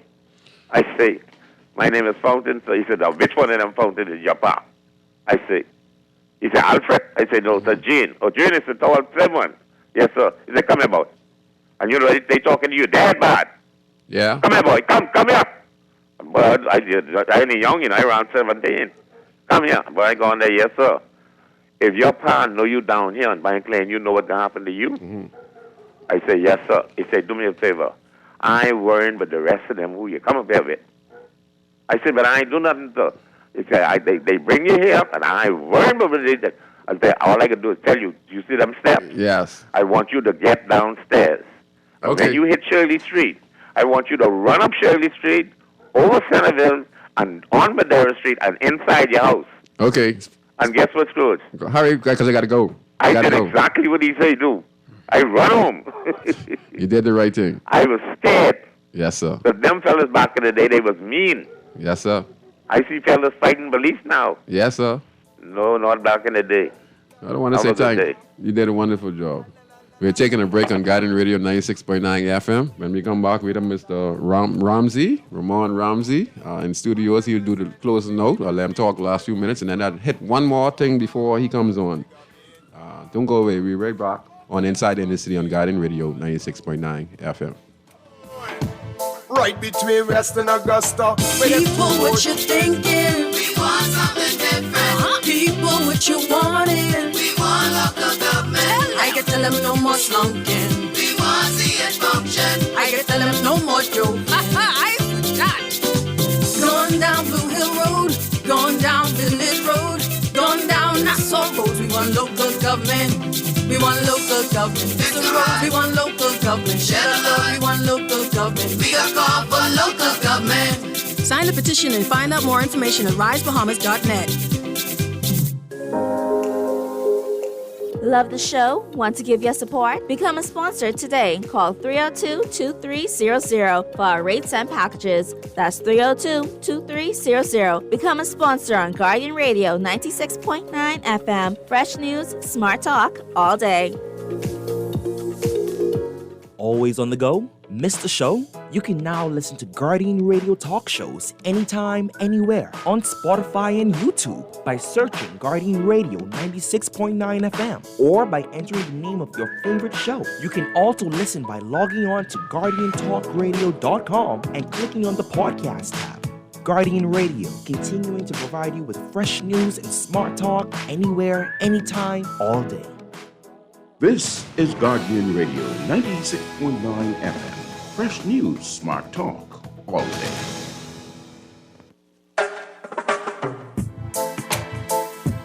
La la la la. La la la la. We're back on Guiding Radio 96.9 FM. I'm your host, Valentino Brown. Most people know me as Scoochie, Scrooge, or Scroogey, or Daddy. There's so much nickname I have. And not to get us confused, the original Scrooge is Kelsey Lundy. You might see him, and many people might hear his name, and they might get us confused, but he's the original Scrooge. Like I said, it's Ebenezer Scrooge that was given to me from a European. My original nickname is Scoochie. Kelsey Lundy is a good friend of mine. He was a former gang leader. He turns out to be a very nice guy. We are the best of friends now. He lives Gibbs Corner. He has a wonderful wife, Melissa. They have their restaurant and bar. I should go down Gibbs Corner on the left-hand side. So that's Kelsey Lundy. I want to give a special shout-out to him. I want to also give a shout-out to my good friend, Marvin Bodie. Everyone knows him. That's the chief. We call him Chief. He's on top of Mason Hill. I want to give a shout-out to my good friend, Blacker, down in Baintown. He's also one of the former leaders of the Gunhawks. You know, most of these guys I'm talking about are actually leaders, but now all of them now listen to the show. All of them, they really appreciate me. So, and my gratitude of showing the next generation how enemies can become great friends. Yes. And these guys who are talking about, they were top guys over me. Wow. You understand? Yes. Even though I'm a top gangster, these guys were top gangsters over me. So Yes. Kelsey Lundy, a.k.a. Scrooge, my boy, good friend Marvin Bodie, We go way back. Marvin Bodie tried to kill me a few times, you know. Yeah. Kelsey too. Yeah. All of these guys tried, at least we tried to kill one another. Yes, okay, sir, but these guys try to kill me more than they tried to kill them. You understand? But I will give a shout out to all of those guys, you know. So when you're traveling, you hear the name Scrooge sometimes. Look, you could tell the difference. That's Kelsey Lundy. Okay, and I'm Valentino Brown, you know. Most people call me Scoochie, Scrooge, or Scroogey, or Daddy, or MP. You know, I have so many names, but anyway, I just want to say that. Last but least, I just want to give a real talk about why so many people, you know, really want the police to serve. And to serve means that we have a report about a young man who served time in prison, and now he's freed after appeal. He served some years in prison. Come to find out the young man was innocent. His first time getting locked up, probably got in custody, was brought on some kind of investigation against some criminal charges. But sometimes people who fail inside police custody, they are claustrophobia. Some people who have the experience, like a veteran like me and you, who know about the system, we know about the beating that's coming, we know about the questioning. And we used to the lockup. You know, we could spend 4 or 5 days in the cell and no feel no way because we used to that. We know how to talk to officers in a nice manner, but if officers are aggressive towards us, we know how to defend ourselves in the station. So when you are in custody of the police, your attitude can decide if you get a police harass, police brutality, or you don't get police brutality. But sometimes it doesn't matter. Sometimes the officers just stink. You know, we have a lot of decent officers on the Royal Bahamas Police Force who I respect personally, but there are some things going on in the station for many years, even when I was getting locked up. And I can relate, you know, especially to the fact when this young man stated he spent time, he got released based on this appeal. And in his statement, he said that he got beat, got tortured to give a statement, you know, and which in turn caused him got a conviction. Yes. Because, like I said, some people their first time getting locked up, you know, they don't know about the procedures. So the police sometimes use that tactic, the interrogation, to their benefit. And sometimes people crack over you when innocent, and you can make them say anything while they're in custody. And this is what goes on. I don't think the police officers have no rights to put their hands on no individuals that is in their custody, unless that individual is being unruly and uncontrollable. The police has full authority to do what they have to do if a person is being disrespectful to officers during this questioning or saying threats of harm against the officers, as long as the officer is not saying threats of harm towards the civilian, because in the station you have officers who threaten civilians and threaten prisoners, you understand, and put their hands physically on them. Then you have officers who protect the civilians. So it's a two-way string. So I just wanted to say that, you know. I Go agree ahead. with you, and I want to weigh in on that, and I want to share if officers. This is your partner. All this is you. You know, so if officers are listening, or anyone for that matter, first and foremost, we have corruption in almost every organization, every arena. Not just street organized crime. So don't blame us on the streets, gangs. Exactly, right? Because, and secondly, I want to say this, whenever officers do that, I'll give a story. When I was incarcerated, one of the things that they didn't want them to do was to come in, because I was in USP Atlanta, which was one of, like I said, the worst federal prison. And one of the trainings, because I used to work for the warden, I had the Joseph experience. So because you're a boss. Yes, sir. I had you a lot of what is access, Al Capone? Al Capone, right? So I had access to a lot of the material, training material. And I realized that if an officer incites a situation, they could put other officers at risk at a later time. And so you have to always take into consideration what you're doing in the dark, because it could come out. The chickens could come home to roost at a later time. And it's only a matter of time before you conduct yourself a certain way and treat people a certain way before people start to act out beyond lawlessness. So always take into consider that no one is not expendable. You dig what I'm saying? That's like why anything could happen at any time. That's why we're seeing the young guys fighting against the police now. Yeah, exactly. You know, and we don't want it to get to that point, because whenever people start to lose that type of not respect, fear, but reverential fear for law, that's a dangerous place. I've seen it in the United States. You know, that's when you got young boys shooting at the police. And we don't want that here in the Bahamas. If we don't have to get to that point, let's not get here. Like I say, what's happening now, I've seen it happen before. But we don't want prayerfully. Again, that's why we do what it is that we do. We get with young boys. We try to, you know, get them on another path. Change their mindset, because we don't ever want to see the Bahamas becoming what the United States is, or already become. That's extremely dangerous for the civilians as well as for law enforcement.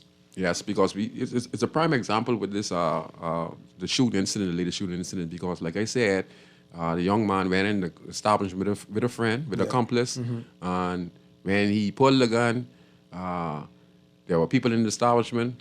The officer identified the off-duty officer mentioned that he's the police.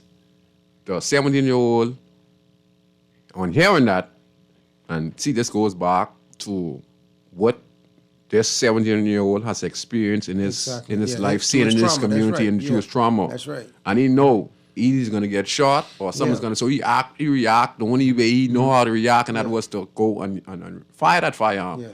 The officer is a trained officer. Yes, sir. And he was able to shoot the young man, and he subscribed to his injuries. Yeah. And that's the mindset what you're talking about right now. We have to try to debunk that. Like you say, man, we got to get to the root of it. Because that's right. I tell people this, right? This generation, unlike us, Scrooge, they could get on their cell phones, right, and never leave. They could never leave the Bahamas, but leave the Bahamas. Yeah, so now I they got. understand. You dig what I'm saying? So now they got whatever the vibe is with drill rappers in New York, California, Florida. They got all this, right? And now this multifaceted identity now that they have acquired through this device, this social media device, culminated with their own peer pressures right here at home. Right? And no morals after and that. No morals. No morals. You understand? No morals. That's it. And this they living out what they seeing. So they become demons then. Exactly. Like how we were demons. Exactly. When we were misguided. Exactly. And people don't listen. I was a demon, people. No, man. We were demons. We were demons. Y'all don't listen to me. Yeah, no. I was a demon. Possessed. Ain't no question about it. I was a demon. Yeah, that's right. I didn't have no love for anyone who was my enemy. And you understand? Like I say, I wasn't a thief. I wasn't a rapist. And I wasn't an armed robber. But when it comes to violence, you're my enemy. Yeah. Buddy, dog, eat your lunch. See, and this would eat my lunch as well. This what makes us fit to go out here and become the solution for these young brothers. Yes, we know what they lack. That's why the Ministry of National Security get us as advisory, but they need to start paying us now, man. Come on, man. I agree with that, because anywhere else in the world, people being compensated for it. We need to get paid, man. Yeah, you know. I ain't right, man. Yeah. You get paying all the college read them and stuff like that, man. Come on, man. We on the level, man. First line of defense, you know what I mean? And got the skill set. And got the skill set. And doing these stuff to make a difference, man. We're trying to keep the community and the nation safe. Yeah. You know? That's what we're doing behind the scenes. We got to get paid now, man. We got to get paid, Mr. Ramsey. Yeah, I agree. We didn't give them the plan. What we talk about today is actually what's been happening in the country. Discussing CARICOM and everywhere else. Yeah, come on, the information that we give. Come on, Prime Minister, man. You don't leave your Bahamian consultants out just giving all these people millions of dollars of consulting. What happened to us who working in these ministries and giving first hand consultancy on the prison, on what's going on in the streets and how to solve it? Yeah, definitely. Come on, man. Yeah, I would definitely want to say this too, because I go into the prisons every Wednesday, right? Myself along with Dr. David Allen, because those brothers will be returning home soon. And so we in there doing, I don't like to say rehabilitation, life transformation. Life transformation. You know what I'm saying? Because if a person is rehabilitated, they could slip back to where they was rehabilitated from. Transformation means that there is no system for you to go back into. So you created a new system, a new world. That's right. Where you become persons like how we are. No how to become a businessman. No need to go back. Contributing to our community. Go selling no drugs no more. Exactly. You get other drugs money. You get fish money. You could go be a fisherman, which is the real drug money. Yes, sir. You know what I mean? So fishing. Even like we have a new prison coming on stream soon. Yeah. Right. And I would love to be a part of. You should. Of the consultant. You should. Why not? Why should? That's what I'm talking about. Exactly. I know from that end, and I know what it takes. You should, man. Come on. You know, so definitely, man. We know how the young people think, and we know what they're thinking before they even thinking. Before. You know, we could solve this problem, but we got to bring everyone to the table. That's the way to do it. Wow. We got the brightest minds in the world here, Scrooge. Yeah. People like you and I, we made a difference in our lives. We made a transformation. We here doing. Look at you. You've been doing this 10 years. 10 years, and I never had no skills. You understand? What I'm saying? No skills and whatever, but I'm good at it. It's just your passion. You know? And I'm getting better at it. There you go. You know. So we can duplicate ourselves. You know, but if we're empowered to do it, well, we can go out here and empower these young brothers. Because I'm here to tell you, know, the Scrooge, young brothers want to listen, you know. But they need something to look incentive. Any program you're doing now, I advise anyone. Any program you're doing now besides basketball or whatever, you're going to need incentive. You got to incentivize. You're going to have to give it. Because these kids are poor and they're hungry, so you're going to have to be able to give them a sniping. Any program you're doing besides that, even if it's an educational program, you're going to have to give these kids something. That's how serious it gets now. To your point with that right there, I had a thing called Getting to the Root of Program, right? Education had funded it partially, right? And the rest came out of me and Brother William. See all these great artists, man. You understand what I'm saying? Because I create curriculums and programs also. We went and got 15 young brothers from the Hay Street, Ross Corner, Mason's Edition, 15 young brothers, right? One in school, they wasn't even on, no one even knew they existed because they weren't registered for school, been out of school that long. So we put the program together, brought these 15 young brothers together. But some of them wasn't coming to the program in the morning because they didn't have a dollar. They don't have a dollar. Get nothing to eat. So See? the first thing they had to do was go out and hustle or either steal to eat. And they'd come there when they have a chance. So what education did do, and I give this to their credit, right? Ms. Poitier and Higgins, who had supported the Awesome program, people. who believed in it, yes, sir. And so what they did do, they started giving them a stipend. Right? And that changed everything. And it changed It changed everything. Because they don't have to worry They about $150, $200 in their pocket. in their stomach no more. You know what I mean? Yes. But, people want to make a change, but we got to give them a help up sometimes. Yes, because we living in poverty, the people live in poverty, even though the program is good, but you gotta help sniping now to give to the A man or woman can't hear you if their stomach growling. The kids gotta get a card to go to super value, get their grocery and stuff for they self, because we have to be able to provide. And that's how serious it gets now. Because people are so poor and so desperate now, you just can't tell a person come to a program. Why you think Christ? Listen, see, this is what I understand about these people. Yeah, he fed Why you them think first. Christ had the bread and the fish? Yeah, he fed You them think first. you think anyone will listen to Christ when my stomach rumble? Christ know that. Yeah, So what do you say? understand that. That's right. And we got to get back to learning from the master. We follow the principle. That's the alpha man. He was teaching us. Look like we have the knowledge to see these things in the Bible, but these pastors can't interpret these things. Y'all can't have no program unless you got some type of what you call it? You got to have an incentive. Sniping. Yeah, you gotta have That's something why for the Christ people. had the fish and the bread, because he knew those people there. Some of them were thieves, some were murderers, some were prostitutes, some were just poor people, some were good people, good poor people, and he knew. Why would I want to come listen to you even though you're the God? I know you're Jesus. Yes, I know all that. But right now, sir, CS is still in power and the taxes are high. Light bill high, water bill high, my children's stomach bubbling. Yes, I love you, Lord. But right now, I got to go around the corner to see what I could eat a thief, what I could sell, what I could, whatever. You understand? But Christ provided the food, so they sit down, they eat. They belly full, and they get food to carry home to their family. And he said all was met. So that means they were relaxed, so I can listen to the word of God, because I don't have to worry about nothing right now, because my need is met right now at this moment. Listen to this good word. So the word was able to resonate with me, and they was able to see that miracle, and the word was even to spread more than the 5,000 or the 3,000 people. So don't have these program churches or organization unless you have some type of sniping to give to these teenagers or to these kids to go carry back home. Because you understand? So that means when you go to government, that government know you have to have a sniping in these programs for each and every kid involved, so that they can be able to take care of themselves. If you're doing programs with prison inmates, I listen about the inmates cleaning downtown, the acting commissioner, It's Claire. yeah, Claire, Don Claire, he made reference that they will be getting paid. Yes. The prisoners, and they should, because we cannot even use them because they're going to come out. That's right. Don't just go and use them as prisoners. Yeah. Like how that was designed for. Use it to say, you know what, let them go out there, correction, and they get a sniping so that when they're ready to leave the prison, they could use that for the work they put in. They leave with something. That's You right. know, Yeah. we got to be our brothers' keepers. Yes, sir. And they say, I was listening to Louis Farrakhan, and he said the Prophet Muhammad was asked a question in his dying bed from one of his followers. And this was the question. He said, what is true religion? Huh? And guess what he say? True religion is do unto others as you have others do unto you. That's it, man. That's what true religion Yes, is. sir. And that was, he said. Yes, sir. That's powerful. He said, do unto others as you others do unto you. And he said, that is true religion. That's real. You understand? So to the police, you do a fairly good job.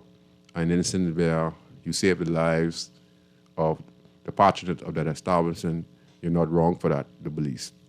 But as far as saying police brutality in the station, where you use your power to hurt persons are in custody, as long as they're not being disrespectful or rude to the police, there should be no reason the police put their hands on persons in custody. These police officers, they put their hands on persons in custody. The law should protect those persons in custody from the abuse of police officers who's supposed to be protecting and serving is wrong, and we have many of that going on. Anyone who's abusive and disrespectful to the police, whether you're on the streets or when the police approach you, if you're disrespectful, cursing them when they're asking you in the right manner, about a certain situation, and if they're not disrespecting you as a police officer, and you get on the hand and be cursing them and carrying on, then the officer has the right to do what he has to do to protect himself. Yes. You understand? It goes two-way.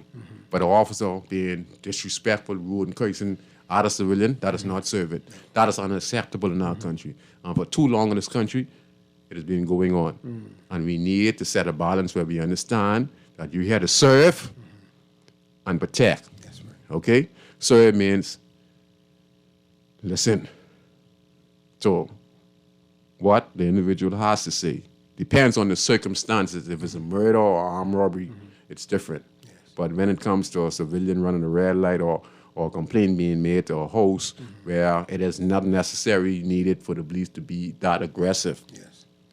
where they can listen and not turn the situation into a situation where something that is peaceful and can be resolved by just asking a few questions is upended because the officer is very disrespectful to the citizen. And just as well as the citizen has to be very respectful to the officer. Yes, that's right. When he or she is talking to the officer. If either one of them do it on either end, they're both wrong. If the officer does it, he should be brought up on charges. His next officer who on the scene, who see him abusing that citizen, supposed to step up and say, hey, you're wrong. And if he continue to do what is wrong, he should be arrested by the next officer. And that's what we're looking for. You know, there's too much, what you call it? Yeah, police brutality or It is too much aggression. one-sided. Yeah. So it should be a mutual respect. Yeah. And before I close out, I saw the Commissioner of Police, Clayton Fernando, good friend of mine, you know, and he's the commissioner. He's doing a phenomenal job. And he was making reference, the Minister of National Security, and he was making reference to the situation where he saw the abuse of the citizens with the police officers. And like I said, to me, it looked like the citizens were wrong for approaching the police officer in the wrong manner. But it also looked like the police officer at first, he was over-aggressive and grabbing a specific citizen, very over-aggressive. And I think that's what rallied the people to respond that way. But I'm still saying that you should still respect the police, and there should be a police officer who is there to make sure that he is there to make sure that the police is doing their job in a timely fashion when he's out there in the public. So it's more like a supervisor is there to see if the police officer is doing something wrong and see if the citizen doing something wrong. He has to make a decision on whether the officer is wrong or the citizen is wrong. You know, and I see a lot of that. They ask for that in the States, like when they're saying, "Where's your superior?" Yeah, that's right. You know, this officer is aggressive. We need to do that here in the country. So when you get pulled over the police and he's over aggressive, I say, "Excuse me, I need to speak to your superior. Call your superior and let your superior come here and talk to me. I'm not talking to you no more. I'm going to wait right here. I'm going to turn off my car. I'm not talking to you no more. I'm going to wait on your superior." Then when the superior come, I say, "Well, let the officer talk first." Then the superior is supposed to listen to what his officer says. Then he's supposed to come to me and listen to me what I got to say to him concerning this matter. And that's how it's supposed to be in this country. That's what we're looking for. That's it. Equal justice. Equal justice in the country we're looking for. You know, police do their job. We need them. Yes, we need But we don't need them to be abusing our family. And Richard, this is most surprising about this, Mr. Ramsey. We're not America, we're not Canada. Yeah. We are being run by our own, and we still can't get it right. These countries are run by foreigners who came to the country. We in the Bahamas and Jamaica, where all of us are Bahamians, and the police is Bahamian, the citizens are Bahamian. Why are we doing this to one another? Yeah, you know, sometimes I say this, Scrooge, man, it's something called self-hatred too, right? That's mostly I say. Yes, well, see, because in the U.S. they got racism, right? Sometimes here we got classism. And if you went to this school or you live over here, sometimes I would treat you differently than I treat people in other areas. But really that's self-hatred. Because I should look at you and see that you You look all just the like same. me, and I should treat you the way I want to be treated. So why the police officers, when they get Bahamian citizens, they congregate and they abuse people. Like I say, if you're disrespectful towards the police officers, the police officers has the right to do it. That's right. But other than that, they just abuse, and they think we're like animals. That's all we are saying. That's it. So go back to what you said, right? Training. Train it. And not only that, we realize sometimes a hurt child is a dangerous adult. So we may be seeing some hurt children in uniforms. You just never know. Who knows, right? But Something the to think commissioner, about. the former commissioner said that, Yeah. He say, what you get on the force is what come from the communities. Yeah, we have it, And you were correct. So we may have to go back and deal with some of that trauma. So, Mr. Ramon Ramsey, tell us a little bit. Yes. Your phone number if you want to get in contact with you real quick. Again, thank you all so much. This has been an awesome show. My name is Ramon Ramsey. I'm a certified light transformational coach, peer support specialist, trauma specialist, and I'm also chief strategist for Dr. David Allen, People Helping People. For those of you that may have youth, men going through different situations, family members, whatever it may be. Again, I'm a trauma specialist. You can feel free to reach out to me at Ramsey Global. My phone number is 818-6548 and 808-6996. Again, that's Ramon Ramsey at Ramsey Global. That's 808-6996 and 818-6548. Thank you very much for tuning in to Inside in the City. We'll see you next week, Friday on Guardian Radio. I want to say thanks to my sponsors and my partners again. Franny from Bahamas Ways on the continuous support to help me clean up the Grandstand community that live in Lower Street, Hayes Street, and Taylor Street area. And to Rotary Club of Eastern Nassau for always being supportive to me. And for Guardian Radio,